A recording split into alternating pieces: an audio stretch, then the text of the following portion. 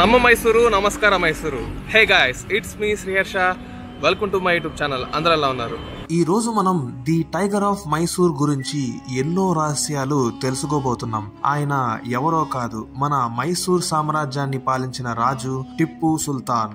So Tipu Sultan గురించి తెలుసుకుంటూ మైసూర్ సిటీకి పక్కనే ఉన్న శ్రీరంగపట్నానికి వెళ్ళి అక్కడ టిప్పు సుల్తాన్ సమ్మర్ ప్యాలెస్, టిప్పు సుల్తాన్ వాళ్ళ ఫ్యామిలీ యొక్క సమాధులు ఉండే చోటు మసీద్ అన్నమాట, గుంబాస్, తర్వాత శ్రీరంగపట్నం కోట యొక్క entrance gate, Tipu Sultan death place, Tipu సుల్తాన్ యొక్క సీక్రెట్ గేట్ అన్నమాట ఇది, Tipu Sultan water jail and final గా లాల్ మహల్ ప్యాలెస్. ఈ ప్లేసెస్ అన్నిటిని కూడా మనం ఈరోజు కవర్ చేయబోతున్నాం. టిప్పు సుల్తాన్ సమ్మర్ ప్యాలెస్ కి వెళ్ళబోయే ముందు అసలు టిప్పు సుల్తాన్ గురించి సింపుల్ గా ఎక్స్ప్లెయిన్ చేస్తాను, చూసేసేయండి. 1399 సంవత్సరంలో మైసూర్ సామ్రాజ్యం స్టార్ట్ అయ్యింది. ఈ సామ్రాజ్యానికి రాజధాని శ్రీరంగపట్నం. మన ఈ మైసూర్ సామ్రాజ్యం కథ మొత్తం కూడాను ఈ శ్రీరంగపట్నంలోనే జరుగుతుంది. ఈ సామ్రాజ్యాన్ని పాలించింది వడియార్ మహారాజులు. వీరి పాలనలో మైసూర్ సామ్రాజ్యం ఎంతో అద్భుతంగా అభివృద్ధి చెందింది. ఆ తర్వాత టిప్పు సుల్తాన్ వాళ్ళ నాన్న హైదర్ అలీ మైసూర్ సామ్రాజ్యం ఆర్మీకి చీఫ్ కమాండర్ గా ఉండేవారు. 1761 సంవత్సరం నాటికి మైసూర్ రాజుల బలం తగ్గడంతో హైదర్ అలీ మైసూర్ సామ్రాజ్యాన్ని ఆక్రమించుకున్నారు. హైదర్ అలీ తర్వాత టిప్పు సుల్తాన్ మైసూర్ సామ్రాజ్యానికి రాజయ్యి ఎంతో అద్భుతంగా మైసూర్ సామ్రాజ్యాన్ని అభివృద్ధి చేశారు.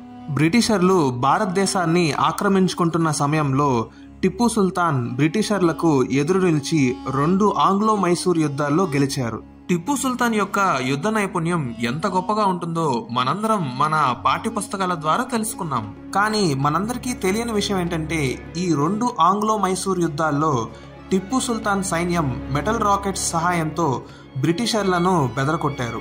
రాకెట్లంటే ఏంటో తెలియని ఆ కాలంలో టిప్పు సుల్తాన్ ఎక్స్పెరిమెంట్స్ చేసి మెటల్ రాకెట్స్ ని డిస్కవరీ చేశారు. ఆ తర్వాత బ్రిటిషర్లు కూడా అటువంటి మెటల్ రాకెట్స్ నే తయారు చేశారు, కానీ అవి అంత అద్భుతంగా ఏమీ పనిచేయలేదు. ఆ తర్వాత టిప్పు సుల్తాన్ 3వ ఆంగ్లో మైసూర్ యుద్ధంలో ఓడిపోతారు. దీనికి గాను బ్రిటిషర్లకు శ్రీరంగపట్నంలోని సగ భాగాన్ని అండ్ కొంత డబ్బుని ఇవ్వాల్సి వస్తుంది. ఆ కొంత డబ్బుని కట్టలేని కారణంగా బ్రిటిషర్లు టిప్పు సుల్తాన్ కుమారులను బంధిస్తారు. ఆ తర్వాత టిప్పు సుల్తాన్ ఆ డబ్బుని చెల్లించి తన కుమారులను విడిపించుకుంటారు.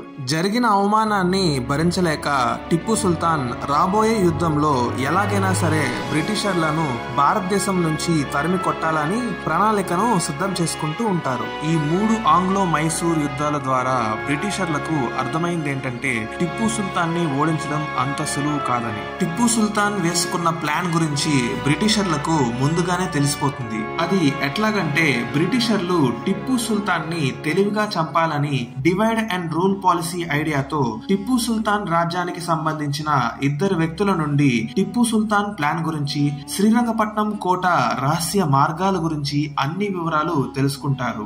ఆ 2 వ్యక్తులు ఎవరో కాదు, మీర్ సాదిక్ అండ్ మీర్ జాఫర్. శ్రీరంగపట్నం కోటకి రాజు అవడం కోసం టిప్పు సుల్తాన్ కి నమ్మక ద్రోహం చేసి బ్రిటిషర్లకు ఈ రహస్యాలను చెప్పేస్తారు. టిప్పు సుల్తాన్ ప్లాన్ గురించి తెలుసుకున్న తర్వాత బ్రిటిషర్లు భయపడిపోతారు. ఇలాగే వదిలేస్తే టిప్పు సుల్తాన్ విజయానికి తిరుగులేదని అండ్ బ్రిటిషర్లకు ఓటమి తప్పదని అర్థం చేసుకుంటారు. అప్పుడు బ్రిటిషర్లు మరాఠా సామ్రాజ్యంతో అండ్ నిజాం సామ్రాజ్యంతో చేతులు కలిపి 4వ ఆంగ్లో మైసూర్ యుద్ధాన్ని స్టార్ట్ చేస్తారు. ఈ యుద్ధంలో టిప్పు సుల్తాన్ ఆర్మీ చాలా తక్కువగా ఉంటుంది, బ్రిటిష్ ఆర్మీ చాలా ఎక్కువగా ఉంటుంది. టిప్పు సుల్తాన్ మంత్రులు బ్రిటిష్ సైన్యాన్ని చూసి టిప్పు సుల్తాన్ తో కోట యొక్క రహస్య మార్గాల గుండా తప్పించుకోమని సలహా ఇస్తారు. కానీ అక్కడ ఉంది ఎవరు? టిప్పు సుల్తాన్.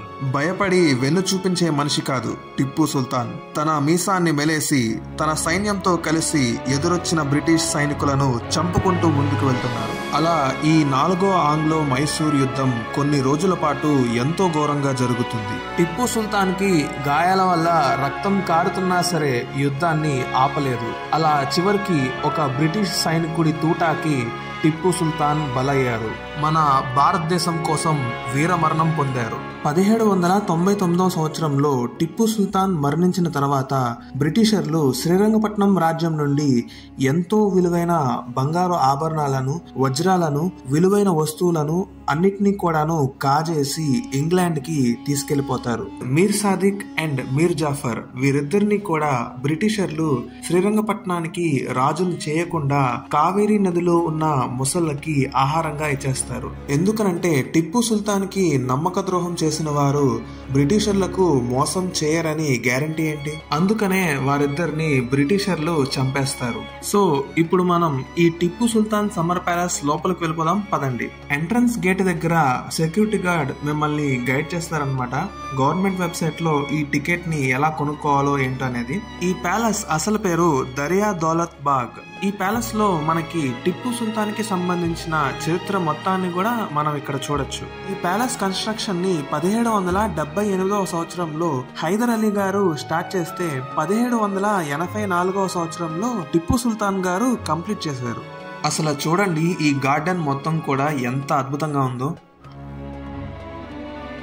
ఈ ప్యాలెస్ కి ముందు మనకి టిప్పు సుల్తాన్ గారు వాడిన ఫిరంగులు అండ్ ఫిరంగు గుళ్ళు మనకి కనిపిస్తాయి అన్నమాట.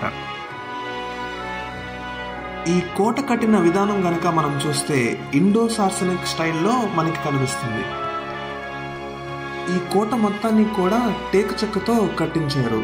247 సంవత్సరాలు గడిచిన తర్వాత కూడా ఈ కోట మొత్తం కూడాను ఎంతో బలంగా ఉంది.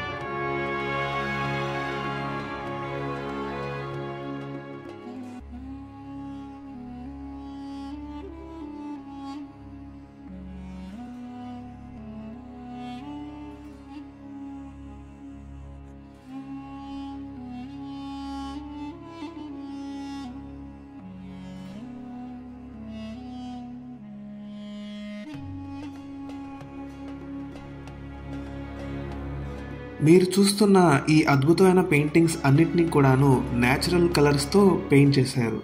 అందుకనే ఇన్ని వందల సంవత్సరాలు గడిచిన తర్వాత కూడా ఈ పెయింటింగ్స్ అన్నీ కూడాను చెక్కు చెదరకోకుండా మనకి ఇంత అందంగా కనిపిస్తున్నాయి.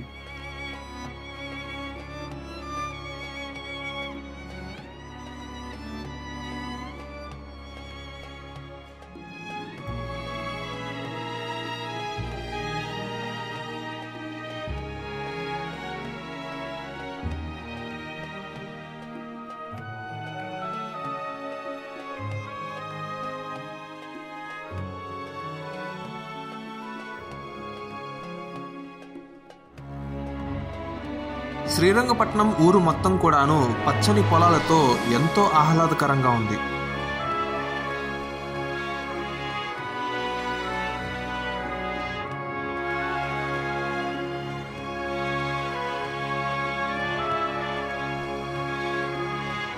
టిప్పు సుల్తాన్ సామ్రాజ్యంలో మనం చూడబోయే సెకండ్ ప్లేస్ టిప్పు సుల్తాన్ వాళ్ళ ఫ్యామిలీ సమాధులు ఉండే చోటు మసీద్ అన్నమాట. చూసేద్దాం పదండి.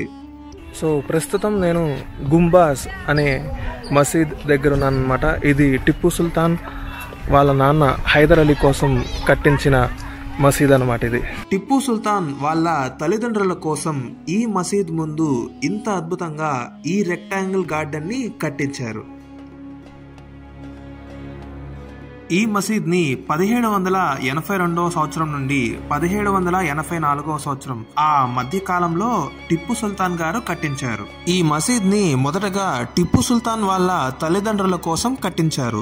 ఆ తర్వాత 1799 సంవత్సరంలో టిప్పు సుల్తాన్ చనిపోయిన తర్వాత ఈ మసీద్ లోనే వాళ్ళ తల్లిదండ్రుల పక్కనే టిప్పు సుల్తాన్ కి సమాధిని కట్టించారు.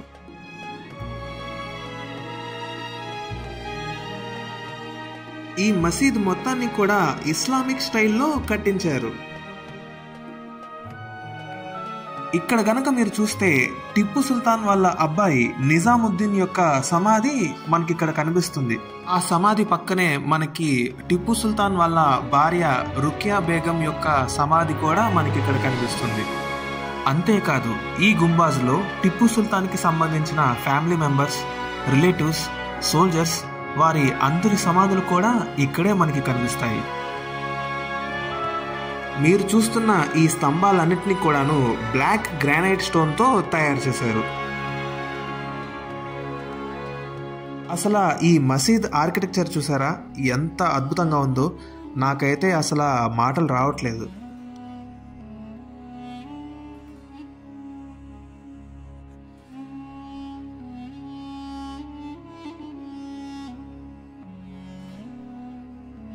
మీరు చూస్తున్న ఈ తలుపుని black granite stone and teak చెక్కతో తయారు చేశారు.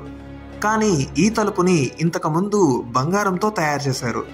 ఎప్పుడైతే టిప్పు సుల్తాన్ చనిపోయారో అప్పుడు బ్రిటిషర్లు ఈ మసీదుకి ఉన్న 3 బంగారు తలుపులను ఇంగ్లాండ్కి ఎత్తుకెళ్ళిపోతారు. టిప్పు సుల్తాన్కి టైగర్స్ అంటే చాలా ఇష్టం. అందుకనే ఈ గోడలపై పెయింటింగ్ ఇంత అద్భుతంగా పులిచారుల డిజైన్తో మనకి కనిపిస్తుంది. చూస్తున్నారుగా ఎంత అద్భుతంగా ఉందో.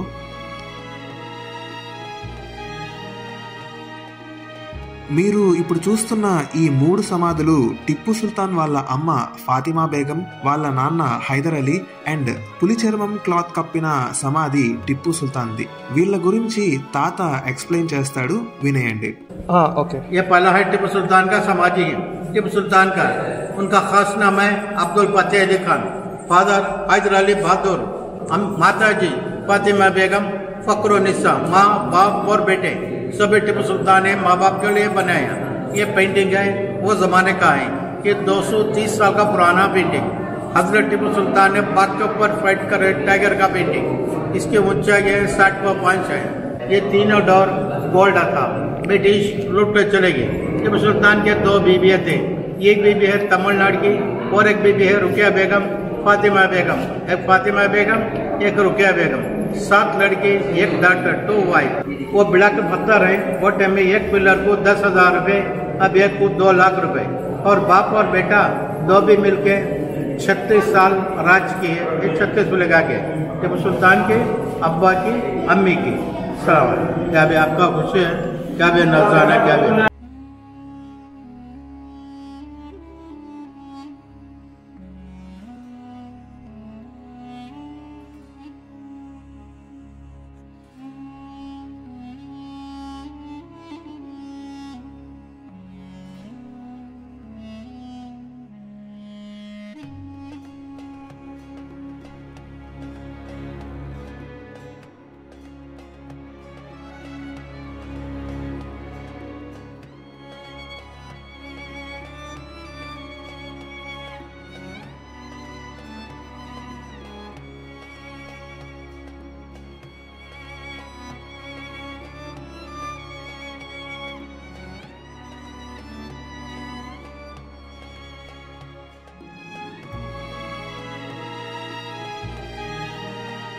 టిప్పు సుల్తాన్ గుంబాజ్ మసీద్ చూసేసిన తర్వాత మన 3వ ప్లేస్ శ్రీరంగపట్నం ఎంట్రన్స్ గేట్. 4వ ఆంగ్లో మైసూర్ యుద్ధం అయిన తర్వాత శ్రీరంగపట్నం కోట మొత్తం కూడా ధ్వంసం అయిపోయింది. సో అలా ఈ కోట శిథిలం అయిపోయిన ఈ ఎంట్రన్స్ గేట్లోంచి మనం ఇప్పుడు వెళ్ళబోతున్నాం.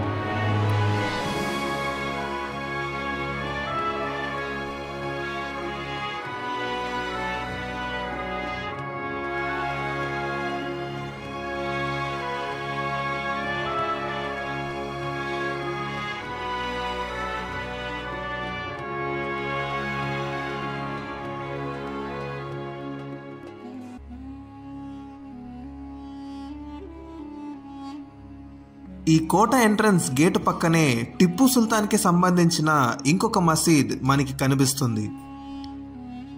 టిప్పు సుల్తాన్ సామ్రాజ్యంలో మనం వెళ్ళబోయే 4వ ప్లేస్ టిప్పు సుల్తాన్ చనిపోయిన ప్రదేశం. 1799వ సంవత్సరంలో ఆంగ్లో మైసూర్ యుద్ధం అయిపోయిన తర్వాత టిప్పు సుల్తాన్ డెడ్ బాడీ దొరికింది ఈ ప్రదేశంలోనే.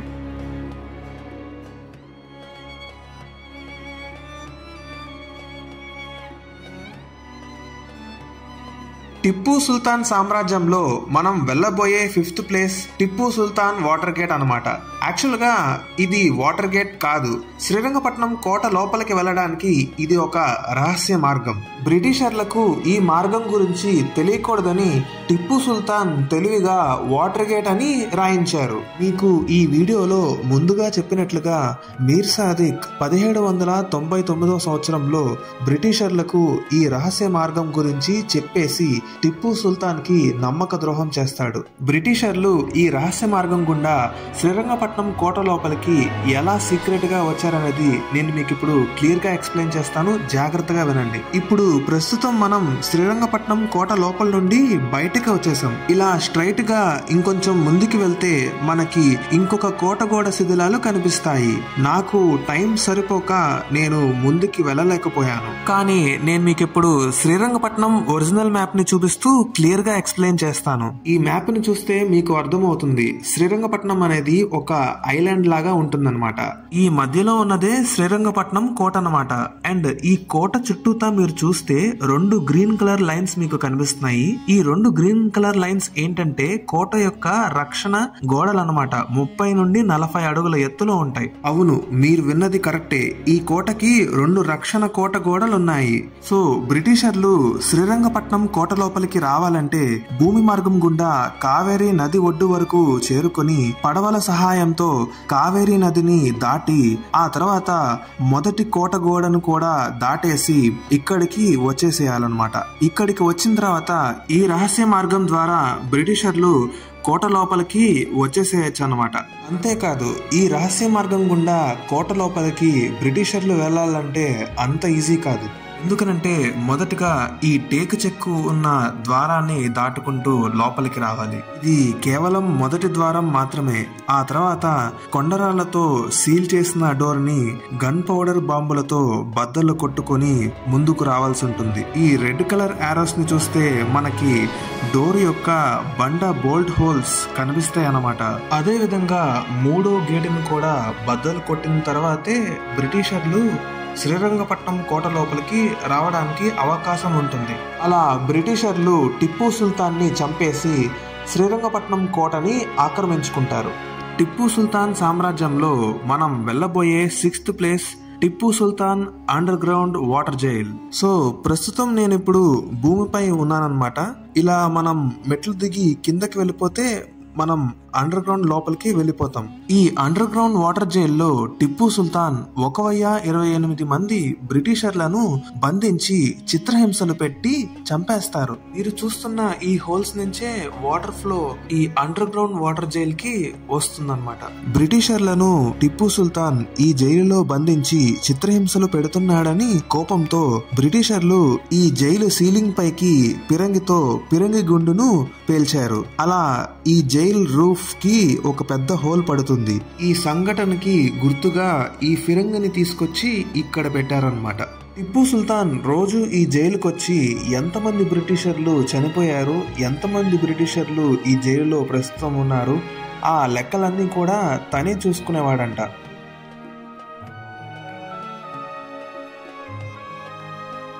మీకు ఇక్కడ కనిపిస్తున్న రాళ్లకి చైనులతో బ్రిటిషర్ల కాళ్ళు చేతులు కట్టేసి వాటర్ ని రిలీజ్ చేస్తారు.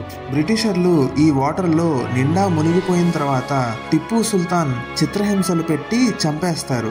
మనిషి చనిపోయిన తర్వాత వాటర్ ని కావేరీ నదిలోకి కలిపేస్తారు. ఆ ఫ్లోటింగ్ లో బ్రిటిషర్ల డెడ్ బాడీస్ జైలు నుంచి కొట్టుకుపోయి కావేరీ నదిలో ఉన్న ముసళ్ళకి ఆహారంగా మారుతుంది. మీరు చూస్తున్న ఈ గోడ అసలు గోడే కాదు, ఇదే main entrance gate. Tipu Sultan ఈ మార్గంలోనే గుర్రం లేదా ఏనుగు ద్వారా ఈ జైలుకి వచ్చేవారు. ఈ మార్గాన్ని మన సేఫ్టీ కోసం మూసేశారన్నమాట.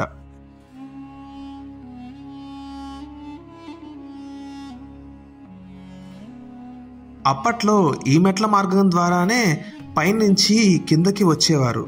ప్రస్తుతం ఈ కాలంలో కట్టించిన ఈ మెట్ల మార్గం ద్వారానే మనం ఈ వాటర్ జైల్లోకి వెళ్ళొస్తున్నాం. టిప్పు సుల్తాన్ సామ్రాజ్యంలో మనం వెళ్ళబోయే 7th place Lal Mahal palace. ఇదే టిప్పు సుల్తాన్ యొక్క కోట అన్నమాట. నాకు టైం సరిపోక ఈ ప్లేస్కి నేను వెళ్ళలేకపోయాను, కానీ ఈ ప్లేస్ గురించి కొన్ని ముఖ్యమైన విషయాలు నేను మీకు చెప్పాలి. ఈ ప్యాలెస్ లోనే టిప్పు సుల్తాన్ ఫ్యామిలీ నివసిస్తూ ఉండేవారు. ఈ ప్యాలెస్ యొక్క నమూనా మనకి చూడడానికి ఇలా కనిపిస్తుంది. ఎప్పుడైతే టిప్పు సుల్తాన్ 4వ ఆంగ్లో మైసూర్ యుద్ధంలో చనిపోయారో అప్పుడే బ్రిటిషర్లు ఈ కోట మొత్తాన్ని కూడా గన్ పౌడర్ బాంబుతో పేల్చేశారు.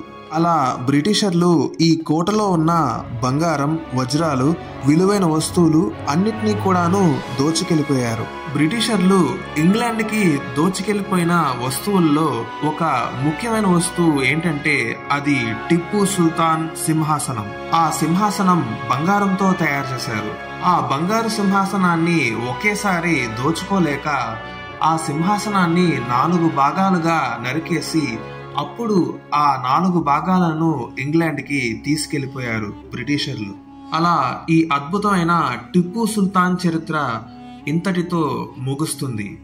చూసారు కదా, మీకు గానీ ఈ వీడియో కనుక నచ్చినట్లయితే లైక్ చేయండి, షేర్ చేయండి అండ్ సబ్స్క్రైబ్ చేయండి. It's me Sriharsha.